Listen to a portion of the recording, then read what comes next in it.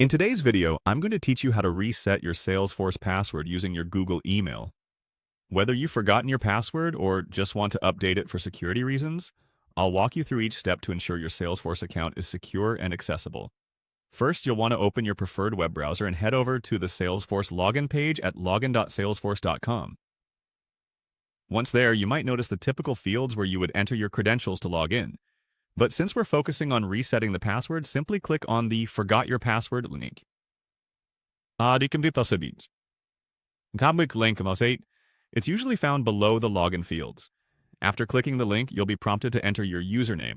Remember, this is often your email address associated with your Salesforce account. Type in your username carefully. It's important that you enter it accurately to avoid any delays in the process. Once you've entered your username, go ahead and click Continue.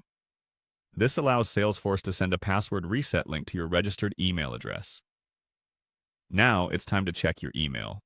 Open a new tab and navigate to your email inbox, specifically your Google email, as that's where the reset link will be sent. If you don't see the email in your main inbox, double-check your spam or junk folders, as automated emails sometimes end up there. Once you find the email from Salesforce, open it and look inside for the link provided to reset your password. Click on the link in the email, which will redirect you to a Salesforce page where you'll have the opportunity to reset your password. Before you do, you might be asked to answer a security question. This is an extra layer of protection Salesforce uses to confirm your identity, so answer the question correctly to proceed. After this step, you'll arrive at the page where you can enter your new password. When choosing a new password, it's beneficial to include a mix of upper and lowercase letters, numbers, and special characters. This ensures your password is strong and secure. Once you're satisfied with the new password, click Change Password to finalize the process. With your new password set, you've successfully reset your Salesforce password. You can now return to the Salesforce login page and use your updated password to access your account.